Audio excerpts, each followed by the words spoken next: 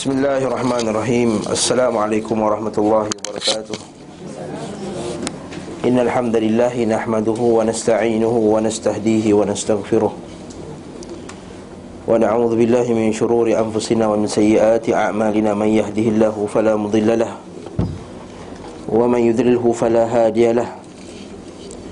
Wa ashhadu an la ilaha illallah wahdahu la syarika lahu wa ashhadu anna Muhammadan abduhu wa rasuluh.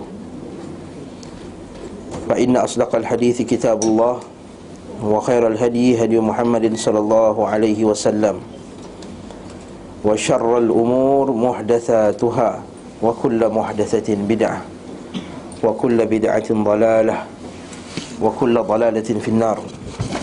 Sebenar-benar kalam ialah kalamullah subhanahu wa ta'ala, dan sebaik-baik petunjuk ialah petunjuk Nabi Muhammad sallallahu alaihi wasallam. Dan seburuk-buruk perkara ialah perkara yang direka cipta dalam agama. Setiap yang direka cipta itu adalah bid'ah. Setiap yang bid'ah itu adalah sesat. Dan setiap yang sesat itu tempatnya dalam neraka. Alhamdulillah, saya akan menggantikan Al-Fadhil Ustaz Adli. Kalau siapa datang kelas malam pun dah dengar suara dia pun dah tak sihat dah, dia nak demam. Ini pun dia demam. Semoga Allah Ta'ala memberi dia kesembuhan, penyembuhan, insyaAllah. Amin. Kita sambung kitab Manhaj Ahli Sunnah wal Jamaah fil Talaqi wal Istidlal. Kaedah Ahli Sunnah wal Jamaah dalam mengambil ilmu. At-Talaqi. Talaqi itu maksudnya mengambil ilmu, cara ambil ilmu dan cara berdalilkan dalam perkara agama. Tajuk ni sangat penting untuk setiap orang mengetahuinya, sebab pada tajuk inilah yang membezakan antara seseorang itu berada di jalan yang lurus ataupun berada di dalam jalan bid'ah. Mungkin tuan-tuan semua dan puan-puan semua baru tajuk yang kedua hari ni, usul yang kedua, mengambil sunnah yang sahih. Tuan-tuan akan tengok lagi banyak lagi kaedah-kaedah ahli sunnah wal jamaah. Sebab kalau gagal pada memahami kaedah ni, kita akan gagal dalam memahami cara beragama. Cara beragama tu silap.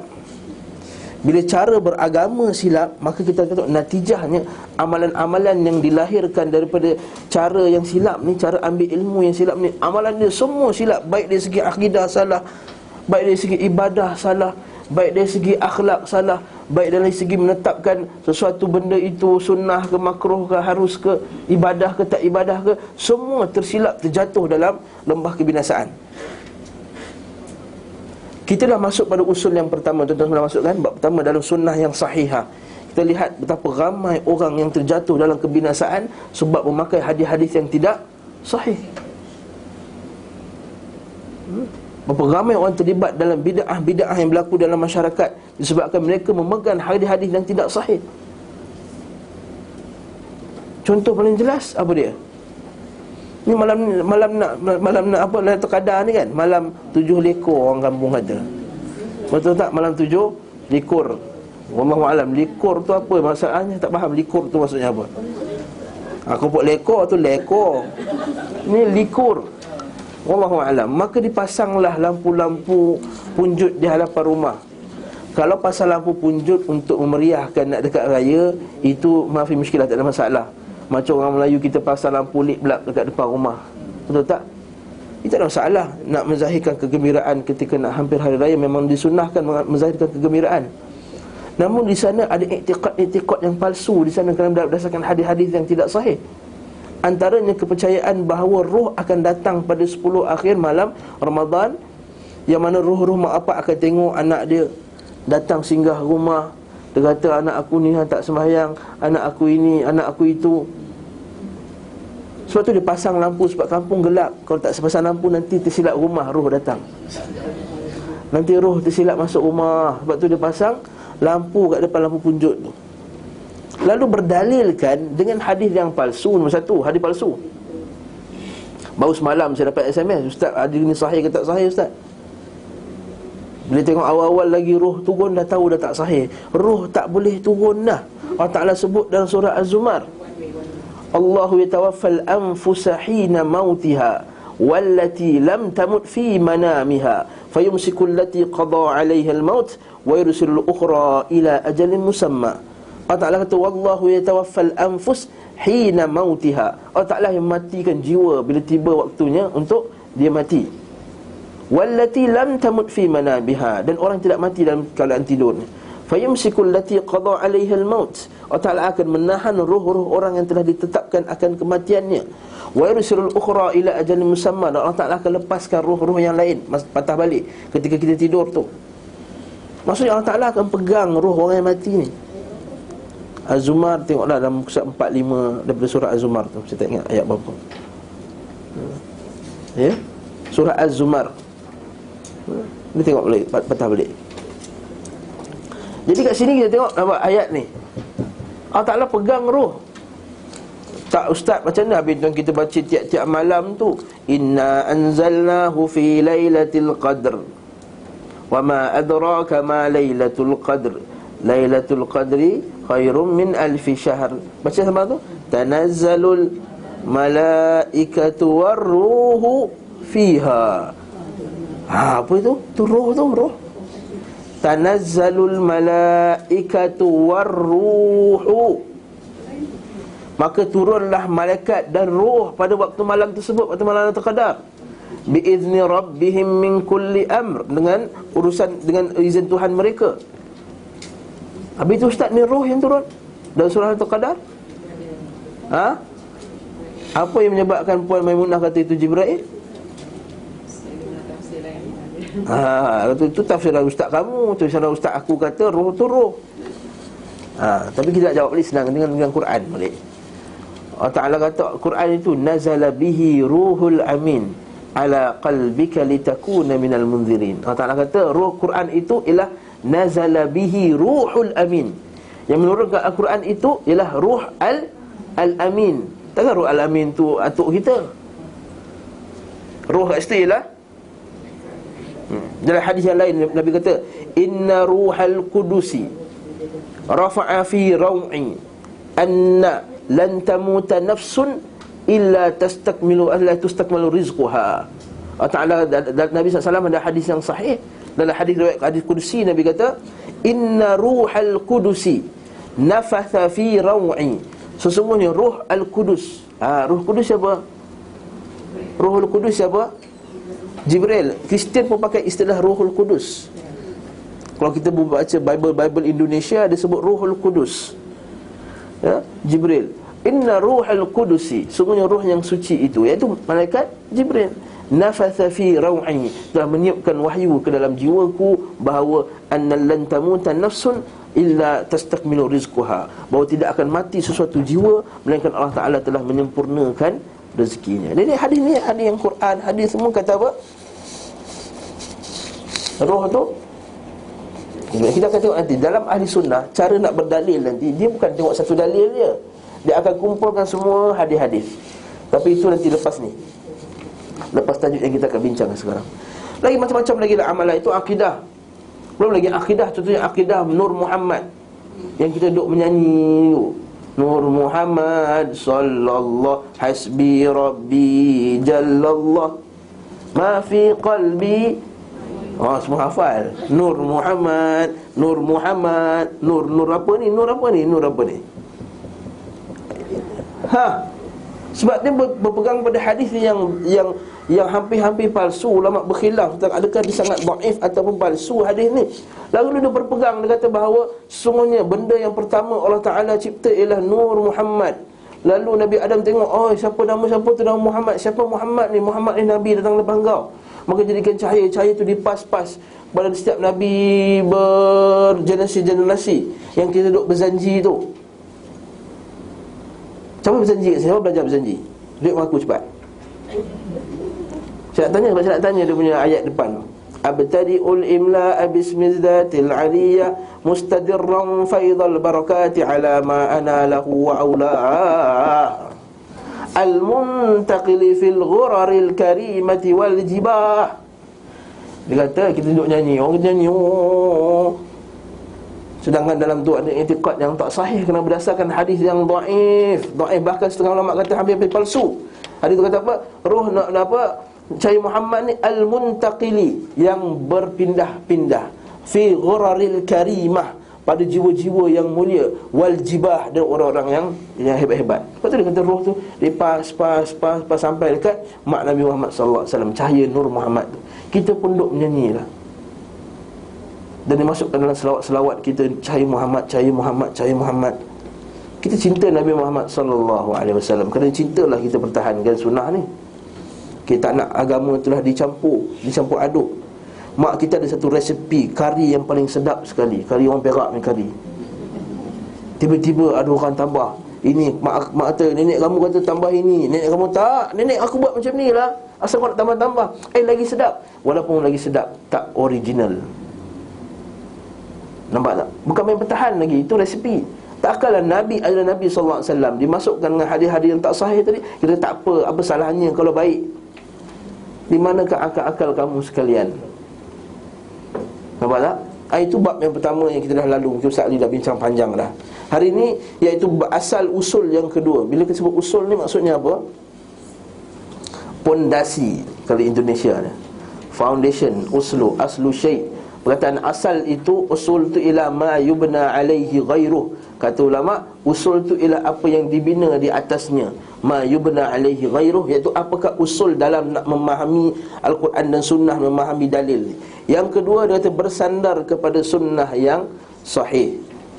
Yang nombor satu, pegang pada sunnah kan, iaitu kita kena pegang apa pun dalil. Nombor satu, apa pun dalil. Jangan kita pegang agama ni tak ada dalil. Apa pasal kamu tu ada satu ustaz ni tak nak sebut nama dia dengan jelas, dia ada al-al kat hujungnya.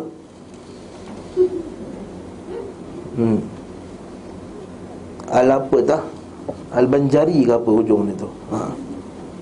Dalam satu video dia ajar, bila kita buat satu amalan ni, bila sampai satu ayat ni, kita pun memandang ke kanan, puak pakcik sekalian, kita pun tiup 3 kali. Sampai satu ayat ni pula, kita pun pusing di sebelah kiri, kita tiup 3 kali. Bila orang tanya kat dia, wahai ustaz, apa dalilnya? Tak ada dalil, saya pun tak tahu. Tapi kena buat, kita buat sebab ulama kita suruh. Ulama kita Nabi ke? Ya ni dah banyak yang kita terpedaya banyak kan. Tiup sana, tiup sini, nak lembutkan telinga, baca ya latif, ya latif, tiup kat telinga. Betul tak? Setengah orang bagi petua macam tu, baca ya latif, ya latif, ya latif, tiup kat telinga suami. Kalau suami tu garang, kalau anak tu nakal, ya latif, tiup kat telinga anak. Lepas tu dia kata, anak suami kata apa, kau tiup telinga aku, jampi kata. Ya latif itu bukan sunnah. Ya latif itu nama Allah, yang Allah Ta'ala suruh gunakan untuk berdoa, bukan suruh buat tiup. Kalau buat ke air, ruqyah tu lain cerita. Ini tiup kat orang. Itu satu yang kena ada dalil. Sebab tu kita sebab itulah kata Al-Imam An-Nawawi rahimahullah. Ini cantik. Dalam muqaddimah kitab dia, Imam Nawawi ada kitab, nama kitab tu Al-Majmu'. Majmu' ni kitab apa? Kitab fiqh. Kita kena rujuk kitab fiqh ni. Nak tahu orang perempuan bila hamil kena bayar fidyah, tak bayar fidyah ni, tak puasa ni. Ada ustaz kata kena bayar fidyah, ada ustaz kata tak payah kena bayar fidyah, ada ustaz kata kena qada saja, ada ustaz kata fidyah saja. Ada yang kena sekali qada dan fidyah. Baca kitab tu, ada jawapan dah. Al-Majmu' Syarah Al-Muhadzab. Boleh cari dah terjemahan dah. Patah balik. Al-Imam An-Nawawi rahimahullahu subhanahu wa ta'ala berkata, apa hukum mengetahui sesuatu perkara tu? Macam kita kata kita nak salat, nak tahu cara salat tu, nak tahu apa hukum dia. Okey, apa hukum belajar pasal solat witir? Senang cerita. Apa hukum belajar pasal solat witir? Nak sembahyang witir malam ni, dah sembahyang lama dah, 14 malam dah malam sembahyang dah. Apa hukum belajar pasal solat witir? Solat witir sunat kan? Apa hukum belajar pasal solat witir? Sunatlah juga. Ustaz ni sunatlah juga. Kata Imam Nawawi rahimahullah, dia kata apa? Ada satu ulama, dia nukilkan satu kata-kata ulama, dia kata sebelum orang yang nak solat witir, wajib dia solat, dia belajar pasal solat witir. Kenapa solat witir itu sunat? Sebab apa? Sebab takut-takut dia bersandar pada benda-benda yang tak sahih. Bahkan Imam Nawawi dia kata, aku rephrase ayat tersebut. Kalau aku tak buat ayat macam ni. Wajib belajar pasal doa, pasal salat witir sebelum salat witir. Bagi aku akan rephrase. Haram salat witir sebelum dia mengaji dulu pasal cara buat salat witir. Nampak Imam Nawawi keras masalah. Sebab apa? Memang solat tu sunat, tapi melakukan salat dengan bukan petunjuk Nabi SAW, dengan main tibai saja, itu hukumnya haram. Tak ikut sunnah Nabi SAW, ikut sebab Nabi dah beritahu awal lah, man ahdatha fi amrina ma laysa minhu fahuwa raddun, ataupun man amila amalan, hadis sahih Muslim, laysa fihi amruna fahuwa radd. Siapa yang melakukan satu amalan yang tidak ada aku tunjukkan cara jalannya, bukan jalannya, maka fahuwa radd, maka tertolak amalan tersebut. Nampak? Begitu juga yang lainnya. Nak masuk niaga, nak masuk MLM ke, nak jadi downline ke, nak jadi apa ke. Sebelum nak jadi downline tu kena belajar apa hukum jadi downline ni. Tidak haram masuk.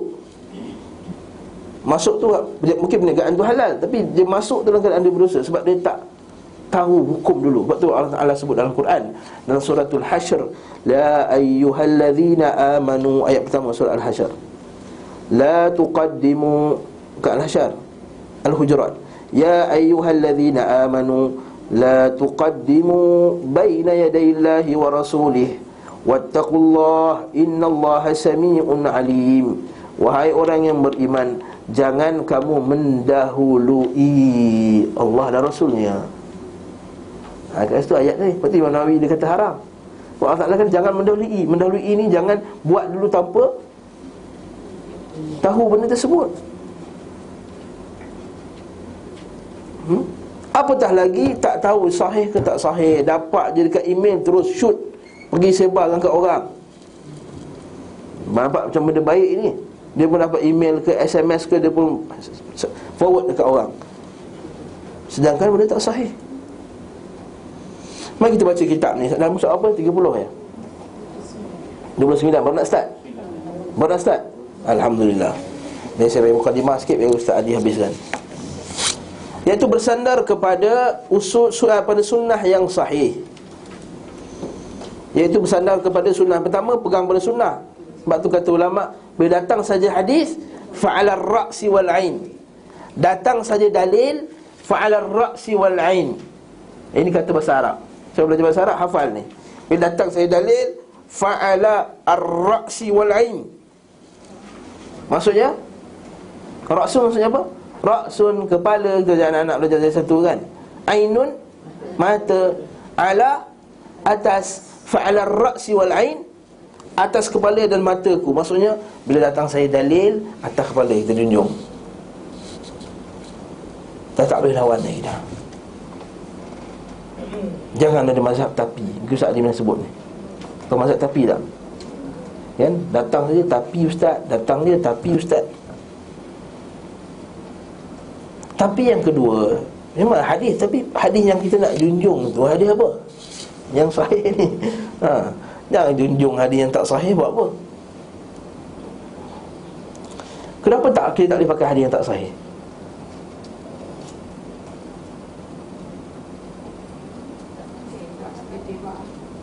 Sebab tak sahih lah. Datang seorang, orang yang penipu, kaki penipu datang kat kita. Kaki kita kenal kawan kita, dia ni kaki sembang lah. Kalau 9 atau 10 cerita dia mesti bohong punya, ataupun sembang. Tiba-tiba dia datang, dia kata kerajaan nak bagi bonus 10 bulan. Kita, udahlah kamu, kau ni kaki sembang. Ya, aku tak tipu. Ya, kita percaya tak? Tak. Kita pegang tak dengan sungguh-sungguh? Kita mungkin percaya, tapi kita percaya sikit, betul tak? Kecuali kalau ada orang lain yang dipercayai, alim apa semua, yang dipercayai kata betul 10 bulan, 9 bulan bonus, 10 bulan bonus. Kita pun percaya, betul lah. Baru kita pakai kata-kata yang orang pertama, yang kaki penipu tadi. Kenapa bila dalam bab hadis, bab agama, hadis macam tu juga, ulama tapis. Kalau dalam perawinya ada kaki-kaki penipu apa macam ni semua, dia bawa hadis-hadis macam ni. Kita nak pakai ke tak pakai? Confirm lah tak pakai. Secara akal, logik pun tak, kita tak boleh pakai. Macam kita jazam bersungguh-sungguh. Tak boleh pakai macam kita beryakin benda tu. Melainkan ada hadis yang sahih yang lain yang ceritakan benda tersebut, barulah kita kata hadis ni boleh pakai juga. Ini berlaku kepada ahli bid'ah. Ahli bid'ah dia pegang hadis yang dhaif tu macam dia pegang hadis yang sahih. Bila kita kata ini dhaif, Nur Muhammad ni dhaif, tak, dia hadis dhaif, tapi hadis dhaif boleh pakai, dia kata. Ni hadis ni, dia kata.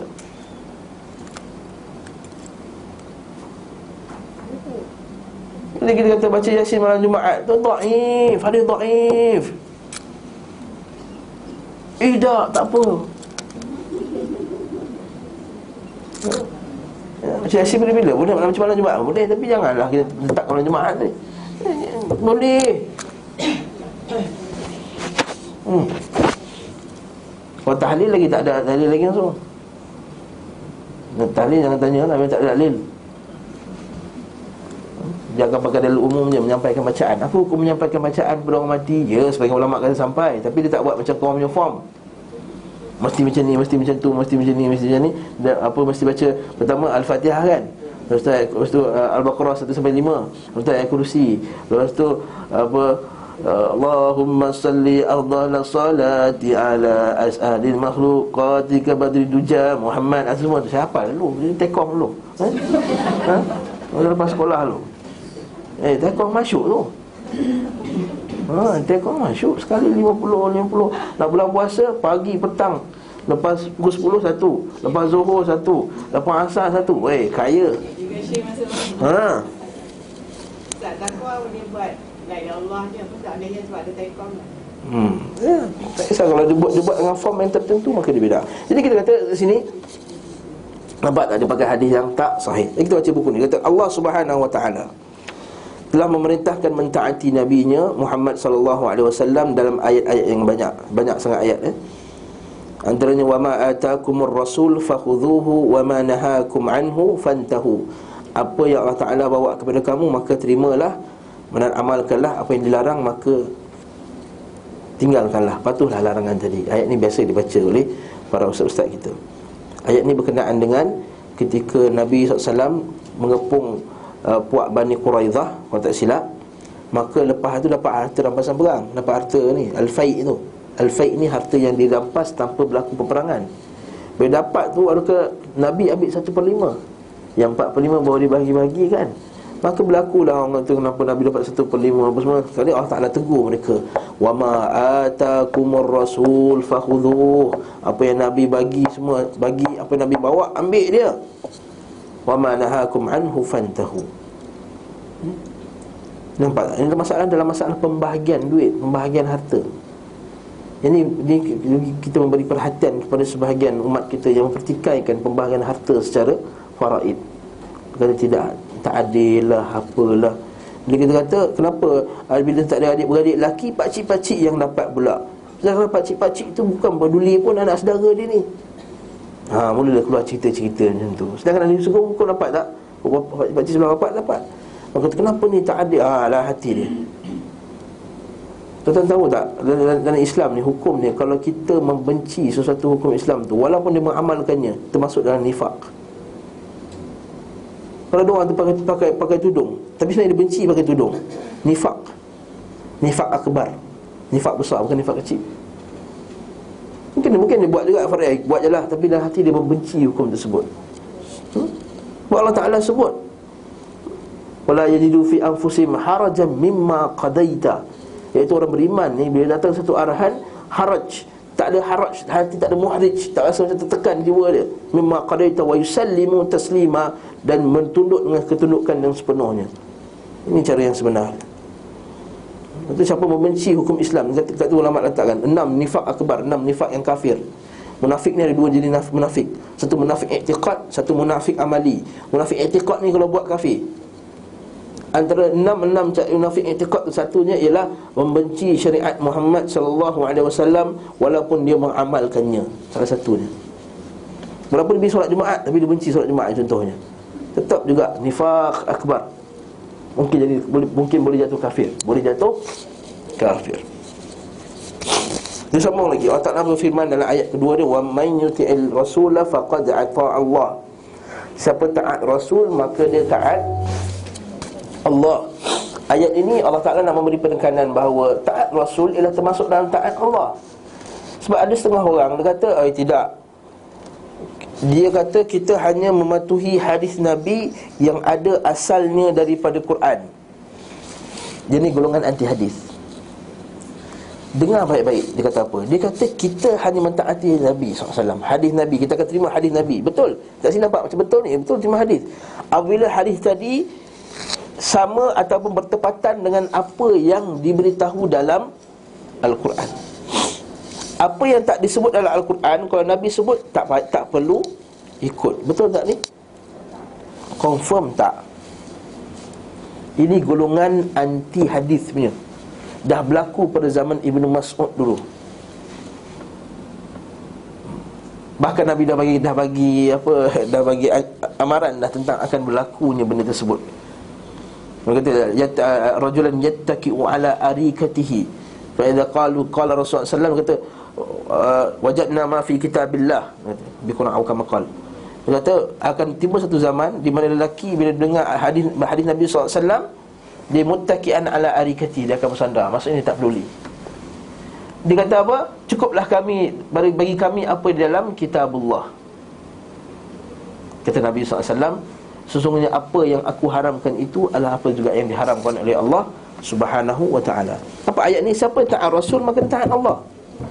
Walaupun Nabi SAW sebut perkara-perkara yang tak disebut oleh Quran, maka kita kata tetap juga kita kena taat.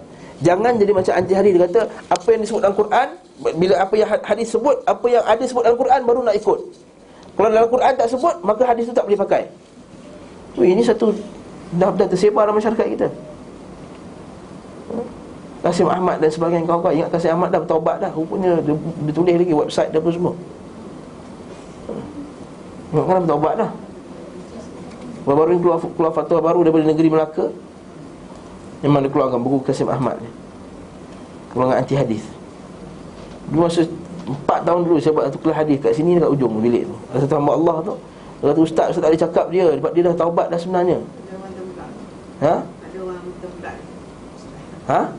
Ada orang cakap macam tu juga lah. Kelas tu. Dia kelas mana? Ustaz Ali. Kelas Ali. Ha? Dia dah taubat lah macam tu. Ustaz dia jawab macam mana?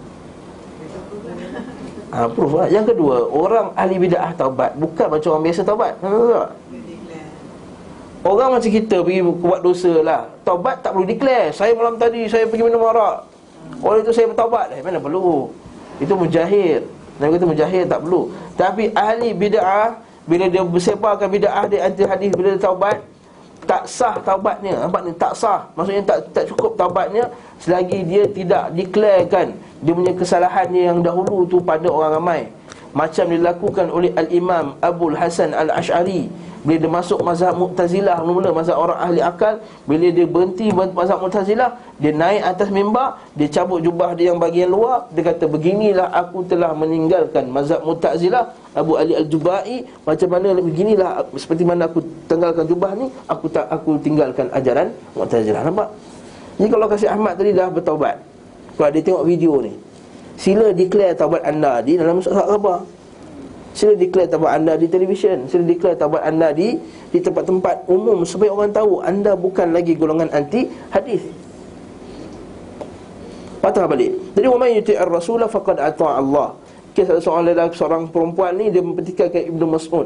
Sebab Ibnu Mas'ud kata la'anallahu al-washimat wal mutafallijat al-mughayyirat khalqallah.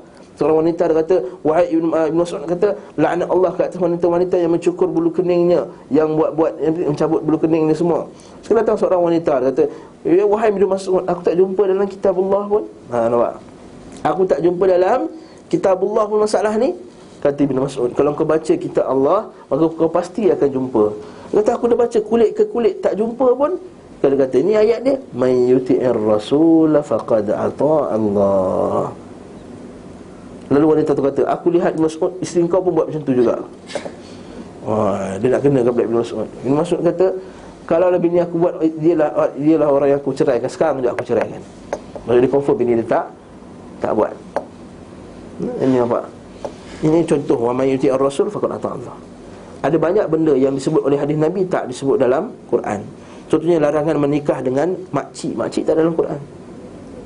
Isteri makcik pada isteri, atau makcik pada isteri kita, tak ada. Wa ammatikum, dalam Quran kata wa ammatikum. Dan masalah yang jemaah al-mar'atu wa khalatiha wa ammatiha. Rasulullah melarang mengumpulkan wanita dan juga pakcik dia sekali. Tak ada dalam Quran. Dalam Quran tidak ada larangan memakan binatang yang bertaring dan Nabi bin Siba. Tak ada dalam Quran. Nabi SAW min akli kulli dhi nabi min sibak wa kulli dhu makhlab min at-tair. Nabi kata dilarang makan binatang yang ada sibak tu, dan juga binatang yang makhlab min at-tair, yang dia membunuh dengan paruhnya, macam helang dan semuanya. Jadi kita kata ini tak ada dalam Quran. Dekat sini kata wa may yuti Allah faqad ata Allah. Telah sabit bahawa Rasulullah SAW bersabda, inni utitul Quran wa mithlahu ma'ahu. Sesungguhnya aku diberikan Al-Quran dan yang menyerupai bersamanya. Oleh itu setiap apa yang sabit, bulatkan, highlightkan perkataan tu, sabit. Gariskan, bulatkan, letak apa, bintang ke kat situ. Yalah, supaya kita memahami masalah ni. Yang sabit daripada Rasulullah SAW, maka ia adalah hak dan tidak ada keraguan daripadanya. Itu satu benda yang kita pasti pula. Bila dah hadis tu sahih, jangan ragu-ragu pula. Ulama semua sepakat hadis ni sahih, dan jangan pula ragu-ragu kepada isinya. Seperti banyak hadis-hadis yang boleh menimbulkan orang tak apa nak puas hati, betul tak? Macam hadis lalat tu, biasalah. Hadis lalat tu ialah ulama-ulama akidah semua letakkan hadis lalat tu sebagai ukuran akidah kita kepada Nabi SAW. Betul lah, kalau kita buka kitab-kitab akidah, dia akan sebut dan kita juga beriman dengan hadis lalat. Dekat ujung tu letak hadis lalat. Dengan hadis lalat tu, hadis yang celup lalat dalam lauk tu. Bukan hadis lalat apa hadis lalat lah ni. Hadis Nabi, tapi ada sebut hadis lalat. Sebab apa? Hadis itu berkenaan dengan bila jatuh lauk, lalat atas lauk tu tenggelam dengan lalat tersebut, kena berbuang. Banyak kita akidah, banyak kita akidah. Contohnya Syekh Abdul Zarraji, dia letak dalam bab, dia kata bab dalam menjelaskan, dia kata kami juga beriman dengan hadis lalat. Apa sebab dia letak hadis tu? Sebab ini nak menunjukkan bahawa kita ni orang mukmin beriman dengan hadis-hadis Nabi SAW, walaupun nampak macam tak logik. Dan jangan timbul keraguan itu dari Imam Ahmad bin Hanbal dalam kitab Ushul Sunnah sebut juga, kita beriman dengan hadis-hadis ru'yah, dengan hadis-hadis yang kita boleh melihat Allah. Kita boleh lihat Allah tak? Wan jam terus macam boleh lihat Allah tak? Tak boleh lihat Allah kat dunia. Ya, betul. Akhirat kita boleh melihat Allah. Jangan pula jadi golongan setengah golongan akal. Kata kalau melihat Allah, kalau melihat, maksudnya dia mesti ada pada suatu arah. Dia dah start nak masuk dia punya akal yang bongok orang puasa tak cakap. Akal dia yang teruk ni. Maka kalau kita melihat, mesti pada satu arah, betul tak? Jadi saya melihat Abang Abdul Rahman ni, saya nampak dia. Maka dia satu arah. Bila dia berarah, maka dia bertempat. Dia dah start dah. Bila bertempat, maka dia mengisi ruang. Belum berjisim lagi, mengisi ruang. Setiap yang mengisi ruang, maka benda itu ialah jisim. Dan setiap berjisim itu dia berjirim. Bila dia berjirim, maksudnya dia makhluk. Pandai-pandai. Hebat betul kaedah dia. Dia letakkan kaedah Aristotle tu, Al-Maqalatil Ashar. Aristotle ada kaedah, dia kata 10 benda yang wujudnya ada 10. Mesti dia berarah, bertempat, beranggota, berjisim, berjirim. Dia pakai Aristotle punya kaedah ni, dia nak pakai dengan hadis Nabi SAW. Lepas tu Imam Ahmad bin Hanbal bila masuk bab ni, dia tekan, dia kata nahnu nu'min, kami beriman dengan biru'yatillah, dengan hadis kita akan melihat Allah Subhanahu wa taala, kerana datang padanya hadis-hadis yang sahih. Nampak tak, ini cara ahli sunnah. Dan datang padanya hadis-hadis yang sahih. Lepas tu kita pelik ahli bid'ah ni, bila buat bid'ah pakai hadis yang tak sahih. Bila ada hadis sahih tak nak pakai pula. Geng-geng yang Hanana apa semua ni, apa kejadah semua ni, terlebur je lah. Ni home ground, orang kata ini home stadium home. Tabarruk ia haram, syirik. Bertabaruk dengan apa? Bertabaruk dengan Nabi SAW dibenarkan dengan itu.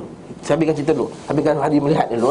Ahli bid'ah contohnya, bila dia buat zikir tergolek-golek tu, dia kata ada hadis Nabi. Tapi bila dia kata, bila kami beriman dengan Allah Ta'ala, melihat Allah Ta'ala akhirat kelak, oh mana boleh kita melihat rahmat Allah. Buat apa lihat rahmat Allah kat sekarang, boleh lihat rahmat Allah. Ini mengaji ni, rahmat Allah. Sekian-sekian sedang melihat rahmat Allah. Hujan turun, rahmat Allah. Kita lihat rahmat Allah. Apa faedah dapat melihat rahmat Allah akhirat kelak? Dunia rahmat Allah dah banyak dah. Jadi kita kata melihat kepada Allah, melihat Allah Ta'ala sendiri. Kan kita selalu doa. Nabi SAW dah ajar doa, Allahumma inni as'aluka an ladzatin nazari ila wajhik wa syauqa ila liqa'ik. Aku ya Allah ya Tuhanku, aku mohon kepadamu ya Allah akan dapat kelazatan melihat kepada wajahmu ya Allah akhirat kelak. Nabi sebut. Tapi dia pakai konsep akal dia tu. Kita pelik, dia buat bid'ah pelik-pelik tu pakai hadis dhaif. Hadis sahih ni tak nak pakai tu. Kejap lagi kita akan jumpa. Nanti Ustaz Ali ceritakan kaedah-kaedah ahli bid'ah pakai hadis. Bab bertabarruk pula, mengambil berkat-berkat ni.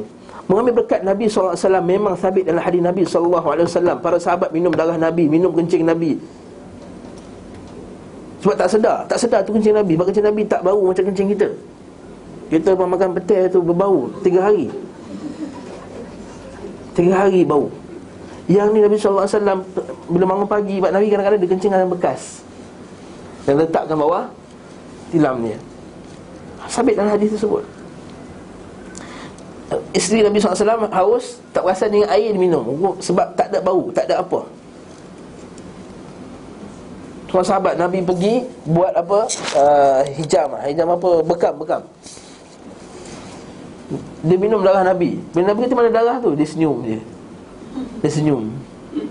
Rupanya kau dah minum, yang lagi minum kata. Sungguhnya tidak akan disentuh api neraka badan-badan orang yang telah minum ada darahku dalamnya.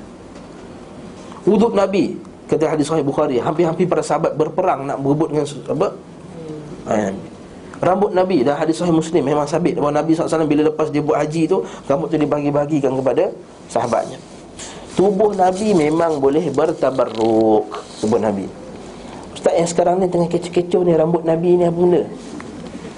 Ya, kalau kita kata kalau dia benar rambut Nabi SAW, kita kata kalau benar ia rambut Nabi, yang kita sekarang tak pasti itu rambut Nabi ke rambut Muhammad mana, tak tahu. Dia pun bawa lah sanad, sekurung dia tarik kat masjid Shah Alam, masjid mana tu, dia tarik sanad ke atas, ini sanad rambut Nabi. Semua tunjuk sanad ni apa guna tu, tahu tak sanad apa? Sambung-sambung daripada perawi ni. Apa tujuan sanad? Apa tujuan sanad? Puan Rafi'ah kan? Kan? Macam mana nak buktikan? Tengok perawi, setiap perawi tu dia ni alik betul ke, hafazan kuat ke, tak buat maksiat ke. Setakat tarik nama orang Mamat ni siapa? Mamat tak kenal. Jadi saya pun boleh buat sanad daripada Abdul Rahman, daripada Yunus, daripada Adli, daripada fulan. Tengok aku ada sanad. Sanad bulu gigi Nabi. Sanad siwak Nabi. Betul ke? Ini aku ada sanad. Setakat ada sanad ni buat apa? Sanad perlu dibuktikan dengan kesahihan setiap perawi itu. Apa tujuan sanad? Kata para ulama, Abdullah Al-Mubarak, falaulal isnad laqala man syaa ma syaa. Tanpa sanad ni orang akan berkata apa saja dia nak. Tapi sekarang ni ahli bid'ah, dia menggunakan, salah guna sanad. Sanad tujuan dia untuk cek orang dalam tu sahih ke tak perawi. Tengok satu, okey. Kalau tidak, tarikat Naqsyabandiyah ni haramkan oleh kerajaan Malaysia. Dan kalau dia banyak pun ada sanad juga kepada Abu Bakar As-Siddiq. Tuan tahu tak? Yang zikir, yang dia zikir terpusing tu, dia pun kata kami ada sanad tarikat kami kepada Abu Bakar As-Siddiq. Kita pelik, kenapa Abu Bakar ada, Umar tak ada? Mesti Umar orang first kali nak ambil. Rahsia. Umar tak bagi, Abu Bakar tak bagi tahu semua. Itu dia punya style dia. Itu dia punya style. Nampak tak? Yang kedua adalah rambut buat bisnes pula tu. Para sahabat dulu dapat rambut Nabi, dia tak buat bisnes. Siapa nak ambil berkat, bawa satu botol, sekali celup RM30. Ini buat bisnes. Kita bukanlah nak menjaga sangat, dia kata dalam Facebook dia. Tapi air zam-zam tu yang free. Okey, kita bukan air zam-zam. Saya buat air biasa, air kosong. Berkat Nabi bukan air zam-zam je. Kalau rambut Nabi tu letak mana-mana pun semua berkat, dengan syarat Nabi SAW. Adapun selain Nabi SAW, hukumnya syirik mengambil bertabaruk dengan benda tersebut. Bertabaruk ni maksudnya berkat pada jasad. Berkat ni dua, saya pernah sebut dalam kuliah kan. Satu berkat dari segi maknawi, maksudnya macam berkat ilmu. Dengan berkat ilmu ustaz tu lah aku sekarang ni jadi baik. Itu boleh. Itu berkat ilmu, nampak tak? Berkat ilmu, berkat ajaran, berkat didikan. Akan berkat didikan ayahku lah, alhamdulillah aku sekarang ni berada pada tempat yang sekarang ni, alhamdulillah. Berkat ajaran ayahku, itu lain. Yang dimaksudkan berkat dan syirik ni berkat pada badan ni, pada tubuh badan disentuh. Ustaz, apa dalil ustaz? Kita ada dalil Nabi SAW, hadis Zatu Anwat, pokok Zatu Anwat. Saya banyak kali dah Abdul Rahman yang ni biasa dengar dah saya sebut hadis ni. Pokok Zatu Anwat, Nabi SAW, zaman Nabi SAW berlaku dalam satu peperangan, perang Khaybar atau perang Khaybar, perang yang di akhir-akhir ni. Perang Khaybar, tak silap. Maka sebagian para sahabat radhiyallahu anhum, dia nampak satu pokok. Pokok tu nama dia Zatu Anwat. Salin, Zat Anwat. Zatu Anwat. Pokok ini, orang-orang musyrikin dulu selalu menggantungkan pedang-pedang pada pokok ini sebagai mengambil berkat daripada pokok tersebut supaya mereka boleh menang dalam peperangan. Sekali lagi saya ulang, mereka gantungkan pedang kerana berharap bahawa pedang tu ada, pokok itu ada keberkatan. Kalau gantung pedang tu dekat pokok tersebut, maka nanti boleh menang dalam peperangan. Lalu mereka pun berkata kepada Rasulullah SAW, "Ya Rasulullah, buatkanlah bagi kami pokok macam ni, sebagaimana orang musyrikin pun ada pokok macam tu juga, macam ni juga." Kata Nabi SAW, "Subhanallah, Allahu Akbar, Allahu Akbar, Allahu Akbar, Subhanallah." Nabi kata, "Subhanallah, Maha suci Allah. Sesungguhnya apa yang kamu katakan ini seperti mana yang dikatakan oleh kaum Nabi Musa kepada Nabi Musa." Apa dia? Rabbana ij'al lana aliha kama lahum aliha. Apa dia? Kaum Nabi Musa dia kata apa? "Ya wahai Musa, buatkanlah kami satu sembahan macam mana mereka juga ada sembahan." Dalil bahawa Nabi kata apa? Nampak tak?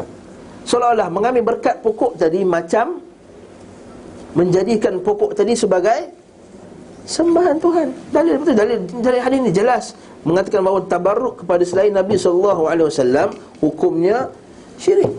Takkan Nabi berkata macam tu. Perbuatan kamu ni sama macam perbuatan kaum Nabi Musa, minta kepada Nabi Musa untuk buat satu sembahan. Kalau kita tak boleh kata ambil berkat, pergi sentuh-sentuh berkat, tak boleh. Sebab berkat ni datang daripada Allah Subhanahu wa ta'ala. Tabarakalladzi biyadihil mulku wa huwa ala kulli syai'in qadir. Siapa yang bagi berkat? Allah. Allah Ta'ala yang menentukan ini berkat, ini tidak berkat.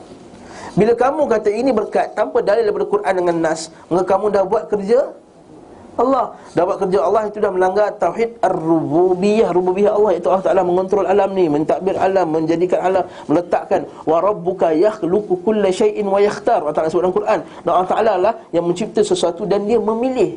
Wa yakhtar. Macam mana dia pilih Ramadan, bulan Ramadan sebagai bulan puasa. Dia pilih hari Jumaat sebagai Sayyidul Ayyam. Dia pilih bulan Arafah, hari Arafah sebenarnya hari bulan Zulhijjah sebagai hari Arafah. Milik Allah Ta'ala untuk memilih benda tu berkat tak berkat. Bukannya milik kita. Sekarang ni puak-puak bid'ah ni, puak-puak berdoa kalau setengah negeri kata, dia ni meletakkan berkat tak berkat tu ikut suka hati dia. Apa dalil nak beritahu? Oh tak, dia kata, kau tak jangan cakap macam tu, dia ni wali tau. Kau jangan katalah dia ni orang soleh apa semua. Ya benar, dia orang soleh. Kita puji dia, kita hukum secara zahir. Tapi Abu Bakar As-Siddiq lebih saleh, Umar Al-Khattab lebih saleh, Uthman Al-Affan lagi saleh, Abu Ubaidah Al-Jarrah lagi saleh. Abu Ubaidah Al-Jarrah aminun hadhil ummah. Kata Nabi sallallahu alaihi wasallam, orang yang beramanah dalam umat ini, pemegang amanah umat ini. Tapi tak ada seorang pun pergi ambil sapu badan Abu Bakar As-Siddiq. Yang kedua, para ulama ni, kalau dia ulama yang ikhlas, Rabbani, ulama yang betul, dia takkan benarkan orang pergi sapu-sapu badan dia. Sebab dia tahu qadran nafsi. Abu Bakar As-Siddiq, dia orang puji dia lebih, dia menangis. Allahumma ghfirli bima la ya'lamun. Ya Allah Tuhanku, ampunkanlah aku atas apa yang dia tidak ketahui. Nampak tak? Sebab setiap orang tahu dia ada bersalah.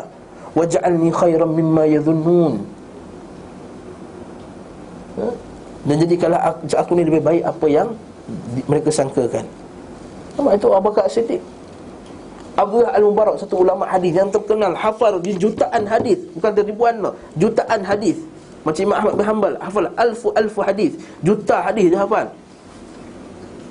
Bila ulama semua rujuk kat dia, dia kata, kalaulah dosa ni ada bau, nescaya tak ada siapa dah duduk dengan aku. Nampak tak tawaduknya? Sufyan bin Uyainah pun mengatakan perkara yang sama. Dia kata, alhamdulillah lah Sufyan, kita ada orang macam kau sebagai rujukan. Dia kata, aku setiap malam aku minta ampun kepada Allah Subhanahu Wa Taala, sebab dia kata orang macam aku yang dirujukkan. Nampak tak? Sedangkan dia ni jutaan hafal hadis ni, ulama yang hebat, tawaduk semua ada, complete set. Ustaz-ustaz zaman sekarang ni dia tak complete set. Mungkin dia pandai bercakap, tapi perangai dia lebih kurang. Ibadah dia pun tak hebat mana. Mungkin anak murid lagi hebat daripada guru dia. Tapi zaman tu ulama-ulama semua ada, zuhud ada. Kalau zuhud dia lah paling menang sekali. Kalau kurang makan dia menang. Kat zaman sekarang ustaz paling kuat makan. Semua dia menang.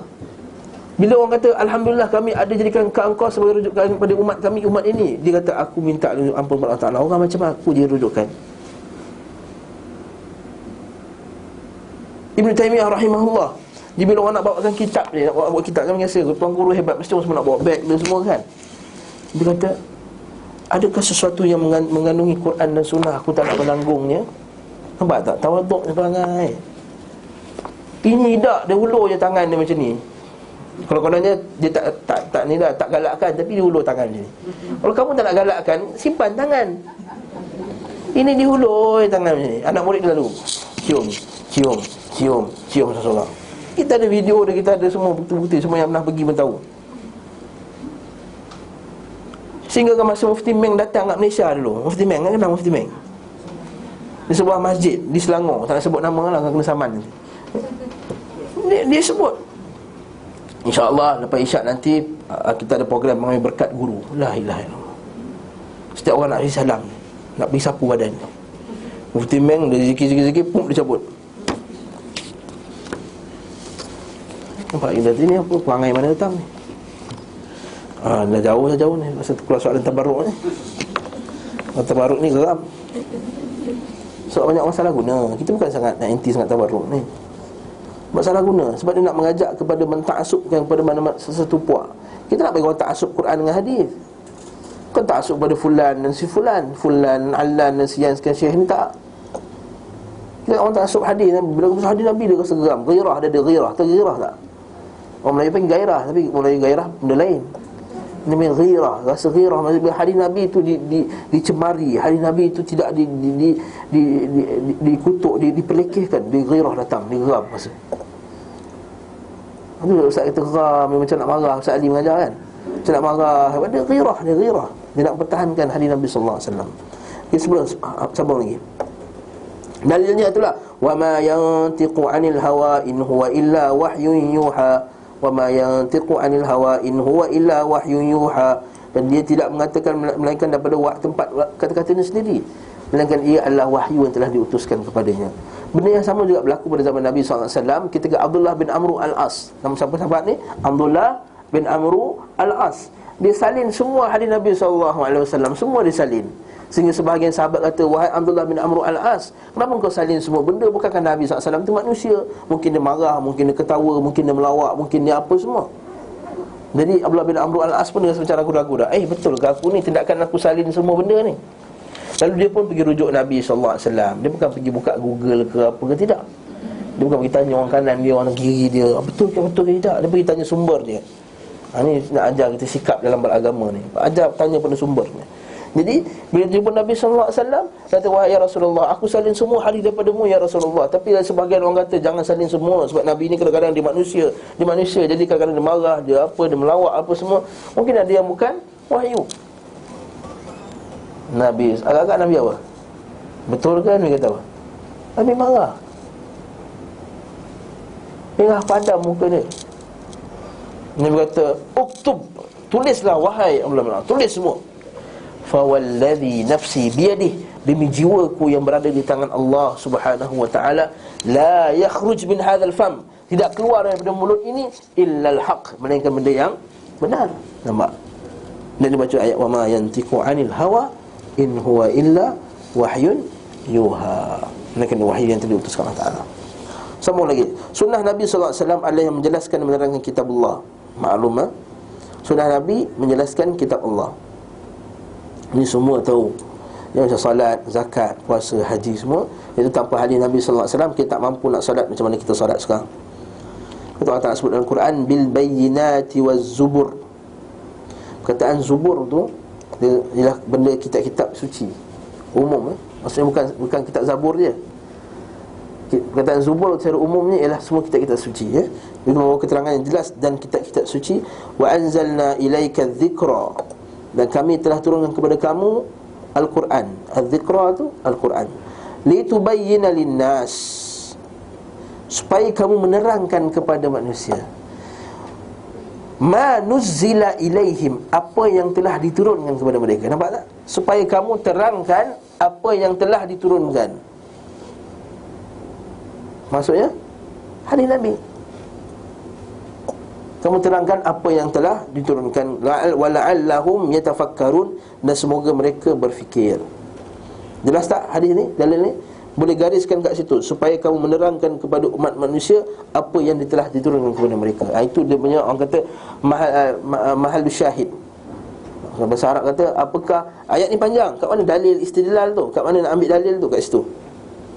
Litubayyina linnas ma nuzila ilaihim, supaya kamu menerangkan kepada manusia apa yang telah diturunkan kepada mereka.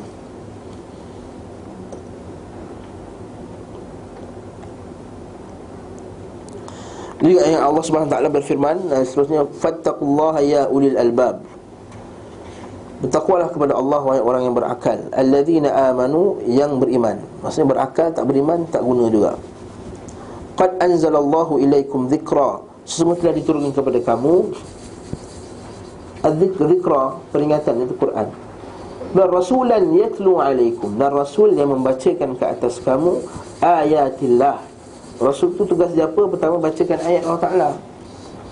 Maksudnya Rasul ni tugas dia bacakan ayat Allah. Ceramah kena baca ayat Allah, bukan melawak je. Kalau setengah ceramah 2 jam, nak dengar ayat Allah 2 ayat pun susah. Boring, pusing natuk je, nenek dia buat kelakar sana sini. Satu ayat Allah pun tak ada. Ini bukannya ceramah, ini namanya pangripu lara. Tugas Nabi apa? Nampak? Maksudnya yatlu ayat daripada Nabi SAW. Bila dakwah dia kan mulakan dengan ayat Allah. Qala Allah SWT yaqul. Taulah masyarakat berilmu. Ini masyarakat dia suka ceramah. Siapa suka ceramah? Ustaz tu kelakar, best. Aku suka ceramah tu sebab ceramah tu telah menerangkan kepada aku banyak hadis-hadis Nabi dan ayat-ayat Allah SWT. Itu yang patut kita ajar umat kita, kaum kita macam tu. Bila kita faham benda ni, ustaz tu boring macam mana pun, kalau dapat banyak hadis, dapat banyak Al-Quran, dapat banyak tafsir, kita akan dengar. Ni masyarakat kita, ustaz tu boring, tak ada lawak. Sedangkan berapa banyak ayat yang ditafsirkan, dia tafsir sini, boring lah ustaz tu, tak ada lawak. Tapi ustaz ni lah kelakar sikit. Ustaz kelakar, apa hadis pun tak ada. Lepas tu saya dekat dengan sekarang negara Arab, kita bukan nak agung orang Arab ni, ada juga perangai tak apa. Tapi dalam bab menuntut ilmu, kesan dia orang menang. Syekh tu cakap suara perlahan, Allah Ta'ala fi kitabil azim. Macam tu, dengar. Satu syekh tu, Syekh Abdullah Al-Ghunaiman, ulama yang paling alim dalam kitab Ibn Taymiyah. Macam Mamli dia cakap, dia tua. Jadi orang dengar, patuh, salin. Dan kuliah dia ramai. Kalau ikut memang tak paling tak best lah ceramah dia. Tapi isi yang permata-permata dalam yang keluar dari mulut dia, yang banyak ilmu-ilmu yang orang tak dapat. Kadang-kadang kita ni ustaz daripada satu ayat dapat satu pengajaran. Daripada ayat ni satu pengajaran. Allah Ta'ala boleh bagi hikmah kepada seorang tu, dia dapat 10 pengajaran dalam satu ayat tu. Yu'tal hikmata man yasha' wa man yu'tal hikmata faqad utiya khairan katsira. Ada orang tak bagi hikmah kepadanya. Kadang-kadang dalam satu hadis kita dapat 2 pengajaran je. Macam hadis Nabi yang pendek, Qul amantu billah thumma istaqim. Hadis Nabi SAW kan, seorang sahabat tu kata, Ya Abdullah, nama dia Abdullah, bila pada seorang sahabat tu dia kata, Ya Rasulullah, kulli fil Islam qawlan la as'alu ahadan ba'dak. Bagi aku satu nasihat dalam Islam yang aku tak akan tanya lagi orang selepas engkau. Mereka kata apa? Qul amantu billah thumma istaqim. Katakanlah aku beriman kepada Allah, kemudian beristiqamahlah. Apa pengajaran pada hadis ni? Saya tanya tuan-tuan, apa pengajaran pada hadis ni? Katakanlah aku beriman kepada Allah, thumma istaqim, dan beristiqamahlah. Pengajarannya kita kena istiqamahlah ustaz. Betul tak? Kita kena beriman kepada Allah dan kita istiqamah. Dapat 2 pengajaran. Tuan tahu tak, ada ulama boleh mengeluarkan puluhan pengajaran daripada hadis yang pendek ni. Puluhan pengajaran. Siapa yang dapat pengajaran dia ni? Atau kalau baca buku tak sama. Duduk dengan para masyayikh, ulama yang besar ni, dia boleh keluarkan puluhan pengajaran daripada hadis yang pendek ni. Yang tu dia orang dengar tu, walaupun terpaksa struggle untuk dengar. Kalau kelas macam tu lah kat Ihsan Taklim ni, buat 5 orang dah tinggal. Sebab orang kita dia suka yang seronok. Lepas tu ustaz kita terpaksa lah memikirkan awak apa nak cakap. Terpaksa tengok kadang-kadang video orang lain. Tapi itu ustaz lain lah, bukan ustaz sini. Sambung lagi. Kat sini nampak dia dah, iaitu mengeluarkan, menerangkan kebenaran. Dalil dia kat situ, menerang kebenaran. Seorang Rasul membacakan kepada kamu ayat Allah yang menerangkan kebenaran, supaya Allah mengeluarkan orang beriman. Nampak situ, gariskan. Rasul tadi yang menerangkan kebenaran. Itu tempat syahid dia. Rasul tu ada 2 sifat. Jangan kita baca silap ayat pula. Kadang-kadang orang dia tak faham bahasa Arab. Nampak tak?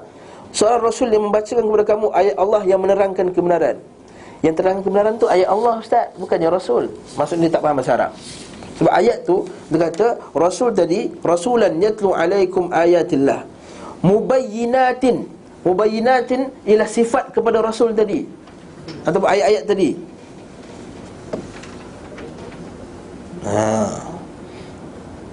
Nampak? Itu kalau tak faham bahasa Arab, dia kata terjemahan ni, itu muskilah pada golongan anti hadis. Golongan anti hadis kebanyakan dia tak tahu bahasa Arab.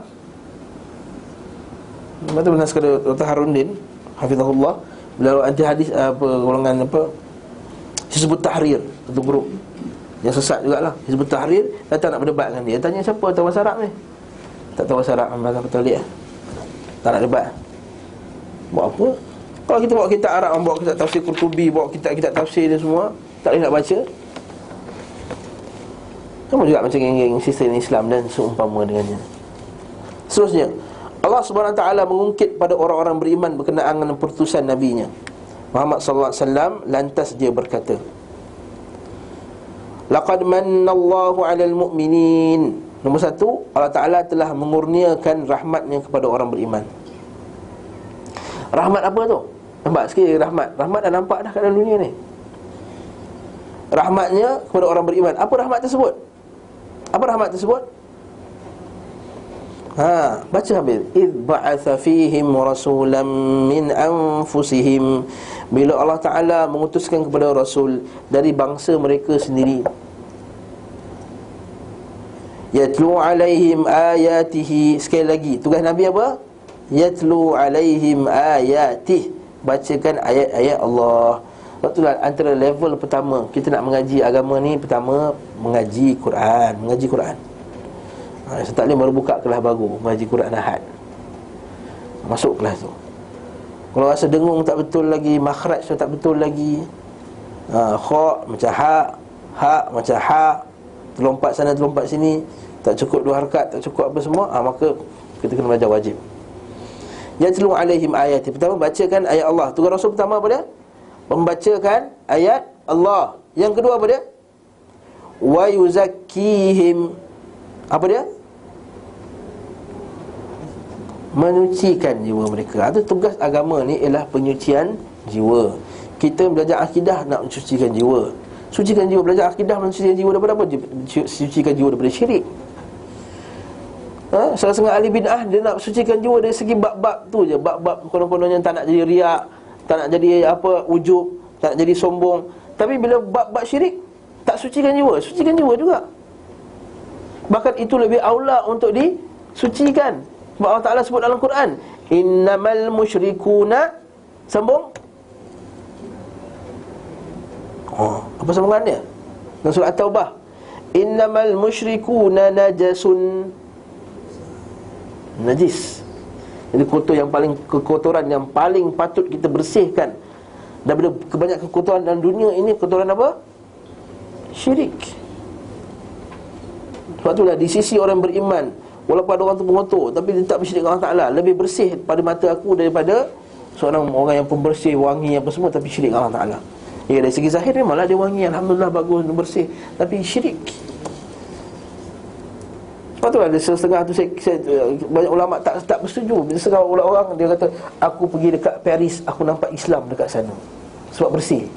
Dia bersih je, tapi syirik buat apa? Tak boleh cakap macam tu. Kata betul, aku nampak kebersihan di sana lebih bagus daripada setengah-setengah negara Islam. Cakap macam tu sudahlah. Ini dia keluar dengan kata-kata, aku nampak Islam di Paris. Aku nampak dia kena buang negara, kena buang negeri kat Paris. Ya, ni kisah benar ni, bukan cerita lawak ni. Bukan cerita lawak, dia kena buang negeri dari negara dia. Dan sebab dia pejuang apa semua, akhirnya dia dihalau ke Paris. Aku nampak Islam, nampak teratur, drive teratur. Macam England dengan London kan teratur di bandar dia kan, bersih apa semua. Dia kata, aku nampak Islam di London. Benda je pergi lalu kat kedai tepi-tepi tu, jual majalah lucah benda. Nampak Islam apa dia? Dia kata, bila kita pelajar akidah, kita akan faham mana prioriti dia nak tengok. Memanglah kita tengok setengah-setengah orang pergi Mekah kadang-kadang kan, ludah macam tu je. Minum air dalam bas, dalam bas tu dicampak air tu, ada air lagi dalam bekas tu. Memanglah tak betul, ni tak betul. Ini Islam tak galakkan macam ni. Tapi bagi pandangan kita, itu lebih bersih. Sebab akidah lebih bersih daripada ahli syirik tersebut. Yang tu yuzakkihim, dia menyucikan jiwa. Jadi agama ni ialah untuk menyucikan jiwa. Solat itu untuk menyucikan jiwa. Mungkin Ustaz dia banyak kali sebut dah masalah ni kan. Ada orang nak cari penyucian jiwa pada benda-benda yang bukan yang Nabi ajar. Sebab dia tak nampak solat tu penyucian jiwa, tak nampak puasa tu penyucian jiwa. Jadi dia tak cucikan jiwa. Tu yang betapa dalam gua 40 hari tu. Sebab apa kau pergi betapa dalam gua ni? Nak menyucikan jiwa. Habis tu solat tak cukup. Para sahabat dengan solat mereka boleh menyucikan jiwa dengan baca Quran. Kan? Wa idza tutla alaihim ayatul rahmani kharru sujadan wa bukiya. Allah Ta'ala sebut dalam surah Maryam. Bila dibacakan ayat-ayat Allah Subhanahu wa taala, kharru sujada, mereka sujud, wa bukiya, dan menangis. Yang Quran penyucian jiwa. Sebab kamu tak nak cari penyucian jiwa melalui ayat-ayat Nabi, sunah-sunah Nabi, ayat-ayat Allah Ta'ala dengan sunah-sunah Nabi. Sebab itulah kamu cari alternatif lain. Masuk yoga lah, masuk yoga mana-mana tak, untuk menyucikan jiwa, nak menenangkan jiwa. Sebab dia tak jumpa pada ayat-ayat Allah SWT. Seterusnya, wa yu'allimuhumul, kat sini, ini poin dalil, iaitu hadis tu ialah penerang. Wa yu'allimuhumul kitaba wal hikmata, dan ajarkan kamu Alkitab dan hikmah. Hikmah tu kata Imam Syafi'i, bukan orang lain. Imam Syafi'i kata hikmah tu ialah hadis sunnah Nabi SAW. Jadi gariskan kat situ, wa yu'allimuhumul kitaba wal hikmah wa in kanu min qabla fi dhalalin mubin.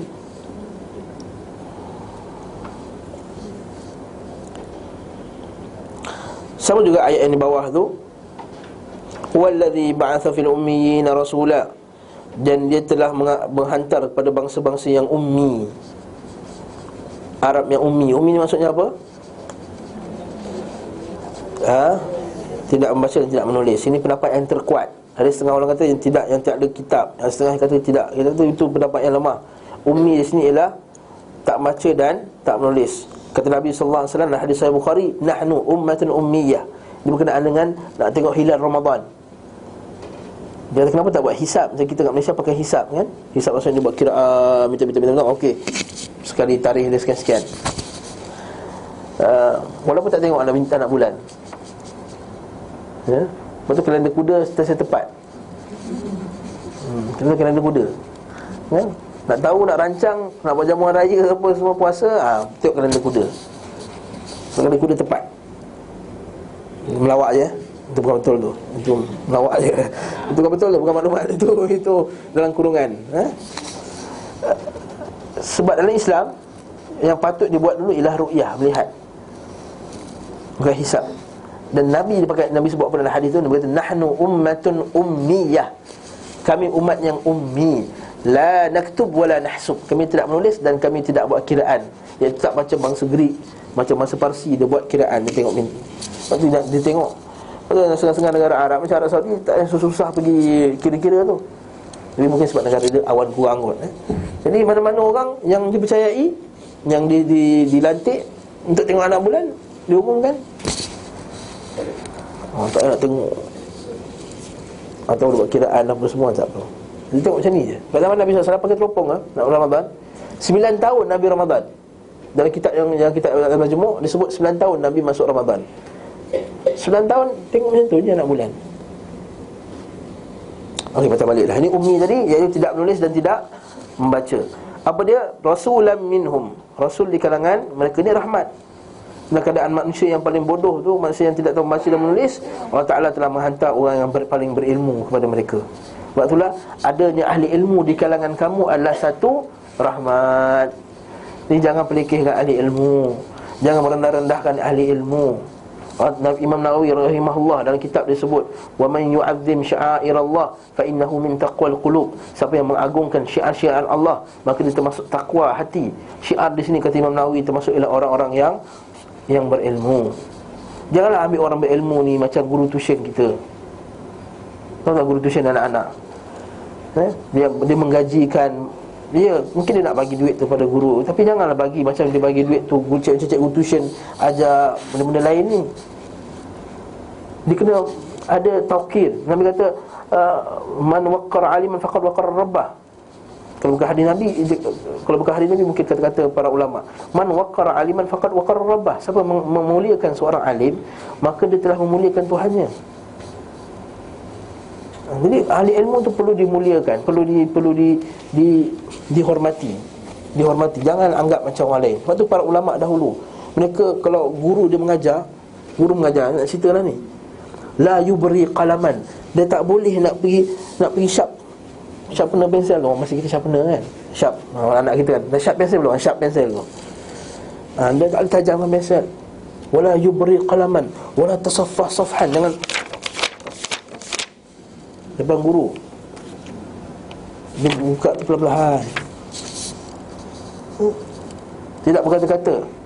Abdul Rahman Al-Mahdi, guru pada guru Imam Al-Bukhari, kalau anak murid dia ketawa, dia betul keluar dari kelas tu.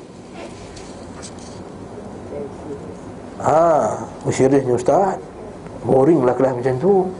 Sebab itulah mereka melahirkan ahli ilmu. Sebab serius, bila serius tu dia melekat dalam kepala tu. Ini adab, dia panggil adab. Mentadbirkan anak murid dia. Sebab tu benda ni mungkin tak boleh nak tadbik, nak praktikkan 100%, tapi at least ada 5% pun jadilah 10%. Tak boleh panggil ustaz masuk dalam kelas, ustaz macam ni, tak boleh. Dia kalau dekat negara Arab, dia sebelum tanya tu, ahsanallahu ilaikum ya fadilatul syekh, semoga Allah Ta'ala memberi kebaikan kepada kamu. Saya ada soalan ustaz. Doakan dulu, barakallahu fikum. Ada soalan tu, datang soalan, ana uhibbukum fillah, aku cinta kamu kerana Allah wahai guruku. Soalan, nampak tak? Bila baca tu seronok sikit dengar. Nampak? Wallahu a'lam. Ini antara adab yang selain lah. Sebab pun nak cerita bahawa adanya alim pada suatu tempat tu ialah rahmat pada suatu kaum tu. Bayangkan kalau tak ada orang alim, tak ada orang berilmu, maka nampak bid'ah tersebar. Nak masuk kubur, muazan dulu no. Nak sekambut dalam. Nak tengok sekambut. Pergi haji kematian tu. Sebelum masukkan mayat tu ada azan dulu. Allahu Akbar, Allah. Nak masuk mayat dalam kubur. Bukan setakat azan, ada iqamah pula. Itu kata hebat tak hebat. Dia punya tambah ada tu. Apa sebab dia punya alasan dia? Alasan sebab nak halau syaitan. Azan kan boleh halau syaitan kata. La ilaha illallah, inna lillahi wa inna ilaihi raji'un. Jangan syaitan tengah kumpul dalam kepala kamu. sebab buat benda bid'ah. Sebab tak ada ahli ilmu, maka dibuatlah sebelum qamat ni, Allahumma salli ala Muhammad, Allahu akbar, Allahu akbar, surah lain. Nak selawat-selawat lah, tapi tak usahlah umum pakai mic tu. Nanti orang ingat, orang-orang jahil yang baru-baru datang selepasnya akan nak ingat bahawa anak-anak muda kata, anak kecil kan, oh rupanya rupanya iqamat ni ada selawat, rupanya sekolah tu ajar tak lengkap lah. Dia pun Allahumma salli ala Muhammad, Allahu akbar. Kau tak ada ahli ilmu, siapa nak tegur benda ni? Tu adanya ahli ilmu tu, kata satu ulama, Syekh Abdullah Muhammad Abdullah Al-Imam, dia kata, kalau kampung, satu kampung taman tu tak ada hafiz Quran, tak ada ulama hadis, tak ada apa orang yang pakar agama, maka ketahuilah itu kebinasaan pada kampung tersebut. Tanda kebinasaan pada kampung tersebut. Apa dalil dia? Sebab hadis Nabi SAW dan hadis Sahih Muslim, Nabi kata apa? Nabi kata la taqumus sa'ah hatta yaqulu Allahu Allah. Tidak akan berlakunya hari kiamat selagi ada manusia yang menyebut Allah, Allah. Maksudnya apa? Maksudnya kebinasaan tu akan terkena bila tak ada ilmu langsung kat kampung tersebut. Itu boleh iman. Wallahu ta'ala a'lam bis-shawab. Saya stop kat sini.